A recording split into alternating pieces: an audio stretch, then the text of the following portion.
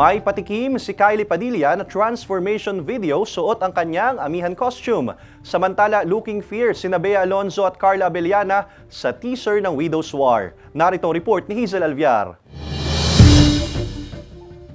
Malapit nang ipalabas ang upcoming mystery thriller series sa Widow's War na pinagbibidahan ni Bea Alonzo at Carla Abellana. Sa social media post si Bea ay pinasilip niya ang venue ng kanilang taping. Sa video, kita ang co-star niyang si Carla na nagpapahinga bago sila mag-take. Makikita rin sa video na kinukuhanan nila ang ilang mabibigat na eksena para sa serye.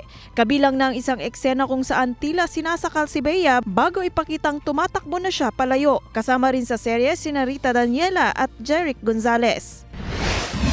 Muling nagbihis naman si Kylie Padilla bilang sangre amihan ng Encantadia. Kakasana rin kaya si Kylie sa hamon ni Gabby Garcia na una nang kumasa sa makeup trend. Sa comment section ng post ng aktres, kita ang excitement ng Encantadix maging ang kanyang Encantadia co-stars. Sa recent episode ng Biyahe ni Drew, napanood si My Guardian Alien star Caitlyn Steve tampok ang kanyang hometown na Bukidnon. Ibinahagi ni Caitlyn ang ilang larawan mula sa taping ng naturang travel program at hindi raw niya inakala na magkakaroon siya ng TV guesting sa kanyang hometown. Proud na proud daw siya sa kanilang kultura sa Bukidnon. Hazel Alviar, Balitang Southern Tagalog.